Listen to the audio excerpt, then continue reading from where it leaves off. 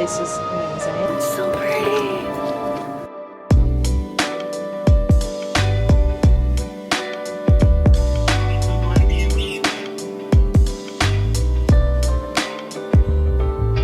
What we didn't realize is like how much technology can help us.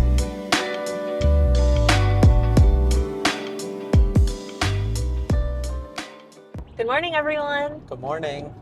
We are on the road right now. We're heading up to Ottawa. We're going to stay there for 2 nights. Tomorrow, we're going to be doing the site visit for the onboarding of our newest property there, our first property out in that direction as well. This morning, we already went by to one of our properties in Kitchener because the guest last night, he checked in and he's a really nice guy. He sent us a photo last night, and that's the scariest thing as an Airbnb host when you get a notification from your guest and it's image sent, because it's usually something not so great, but luckily it was fine, but it was kind of scary. He sent a picture of his office chair in his room and the back had completely fallen off. So we went this morning to take away that chair and drop him off a new one.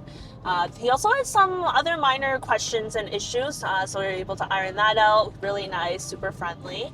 And now we're on our way. We're probably going to stop for lunch in a bit, actually, but for the rest of today, there's not too much to do, and we'll keep you guys posted.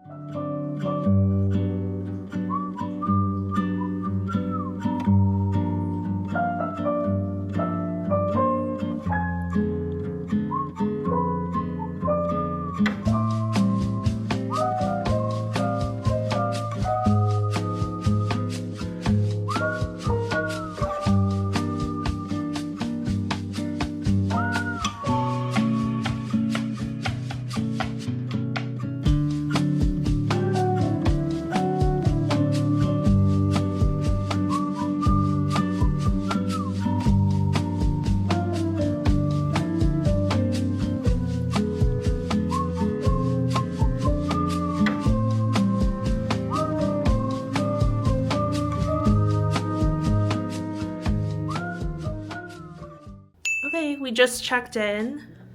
This is our place for the next 2 nights. Really cute. It's actually a place operated by Sonder, which is a huge short-term rental company. So really nice. It honestly is a hotel. They own the whole building, multiple units in here. We got the king bed suite.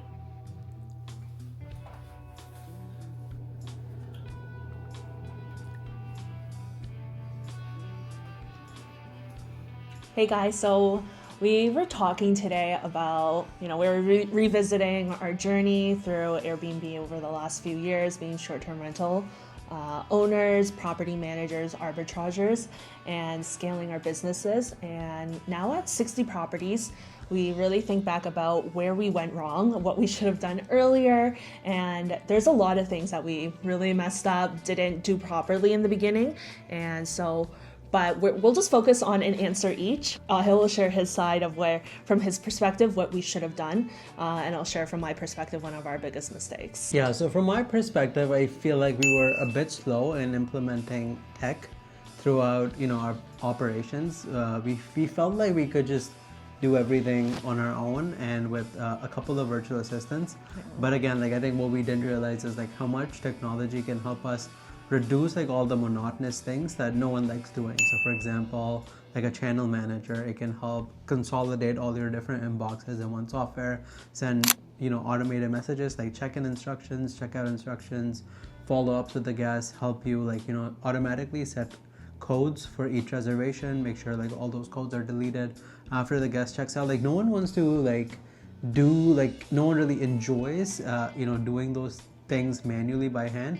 So, investing in a channel manager, that would be the first thing that we should have done sooner. And for pricing software, because again, as we grew, we quickly found ourselves in 7-8 different cities all at the same time, some of which we had no prior experience operating in. So, a pricing software, and then finally the full suite of Microsoft 365, so either it's that or Google. We use Microsoft 365. So, that includes your email, SharePoint, where you can store pictures, videos for each property that our assistants can reference when guests have questions, check-in guides, check-out guides, where the breaker panel is, where the lock All the boxes shared are. files. Pretty much everything. You need a central repository for all this information that can be quickly accessed by assistants and ourselves when we're answering guests or cleaners.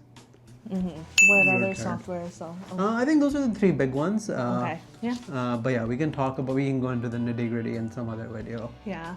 From my perspective is the same answer everyone tells you about, but it really holds true. It's bookkeeping.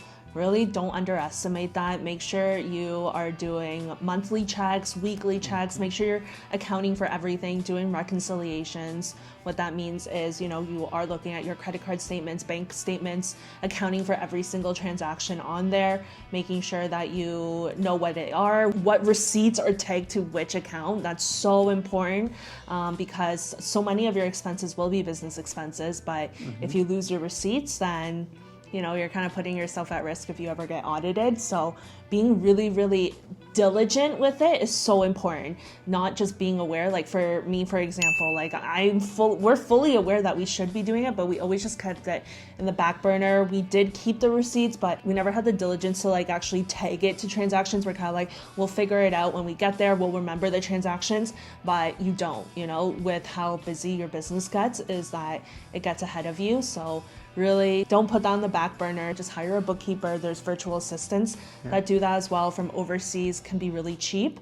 Or you can actually get like a more local professional firm to take care of that. But regardless, don't overlook it. From day one, you should do it, even if you have only 2 or 3 properties.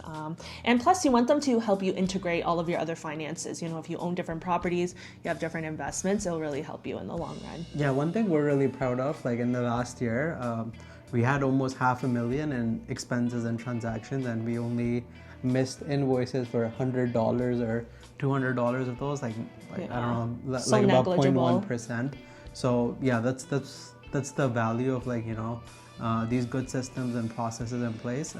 Initially, like sometimes a lot of things in business, you're gonna have to be the one who's gonna be doing these things yourself. So don't be afraid to take these things on with the mindset that in the future you will be delegating these. So always think about like how you're gonna document all these things, all these processes, so you can easily offload it to someone else. Especially like in our business, it's so cyclical. Like most of the money it's made in 3-4 months in the year. So managing cash flow is very important. Oh yeah. So I'd say like the value of a bookkeeping like system, it's even more critical. So you can see like all the cycles in your business, when you may need to put in any ingest any additional capital into the business, and When you can take out dividends from your business or make salary payments, accounting, keeping track of any invoices for your clients if you have it.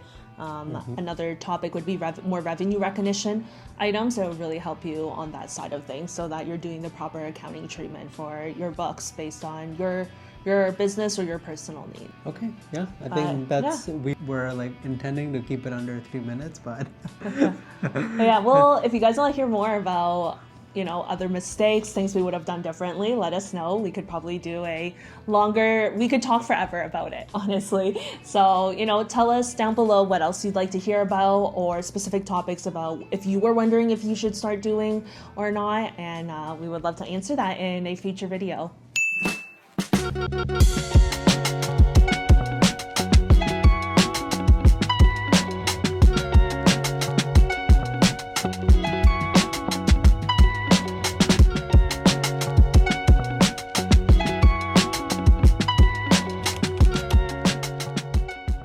Good morning, guys. We are on our way now to the property. We just woke up. It's 8:30 a.m.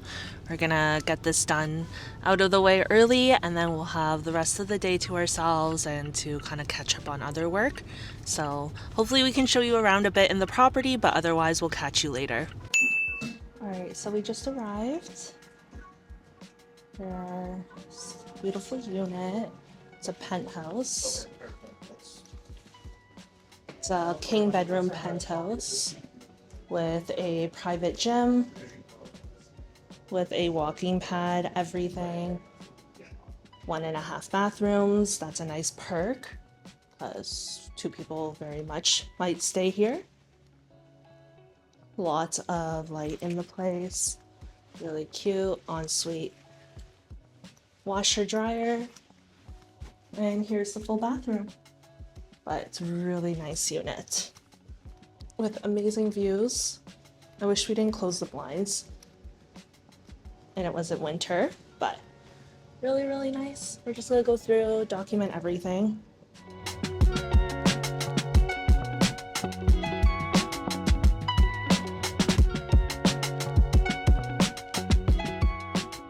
All right, I'm just wrapping up the tour, and the place is amazing.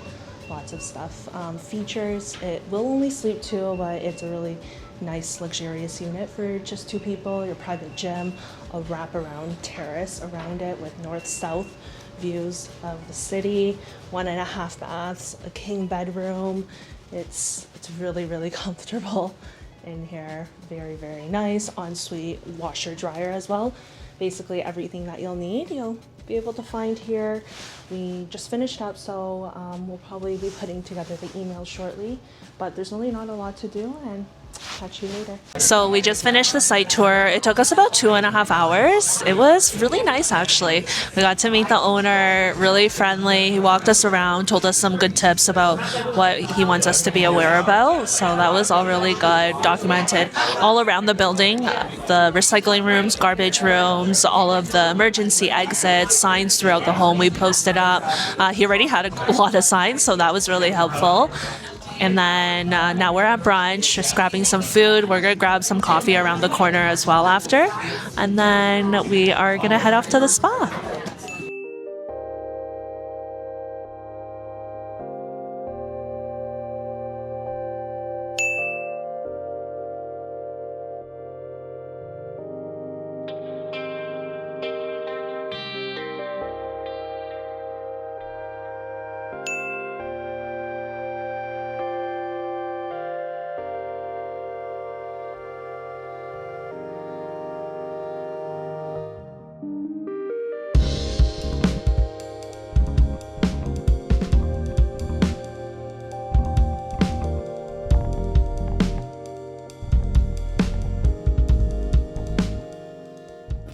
Spa time. Oh, it's so pretty. I don't know if you saw anything.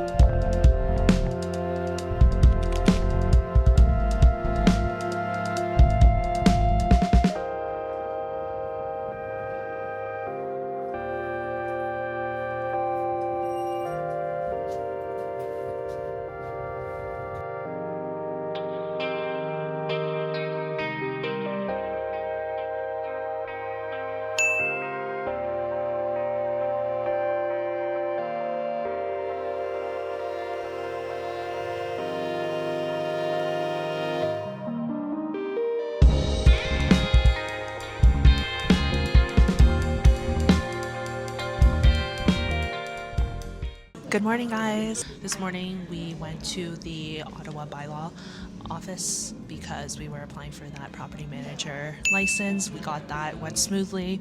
It was just about like 30 to 45 minutes of some admin work. They're a lot better like in person than they're on email or phone, luckily. Yeah, because we've been trying to get in touch with them for almost a week now. They finally called me yesterday after I left them a few voicemails.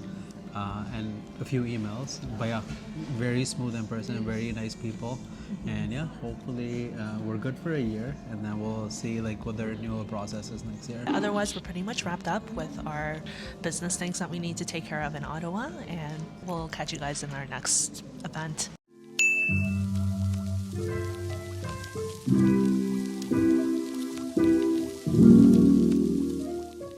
Hey guys, so I forgot to end the vlog from our Ottawa trip, But basically what happened was that when we originally planned our trip, we were gonna be leaving on the third morning, but unfortunately there was a snowstorm that was declared, so we extended our trip by 1 day.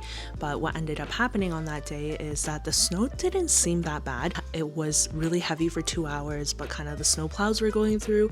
We checked the highway cameras and they all looked good, so we made a trip out. We prefer not to drive at night as well, but honestly we just wrapped up everything in Ottawa and we just wanted to come back home. We're real homebodies at the end of the day, so we just decided to make the most of it. We made the trip out. We left around, I want to say 3 p.m. We finished up a call, which I think was the last clip where you saw, and then we just like quickly packed up everything and we hit the road. We got home around, I want to say like 11 p.m.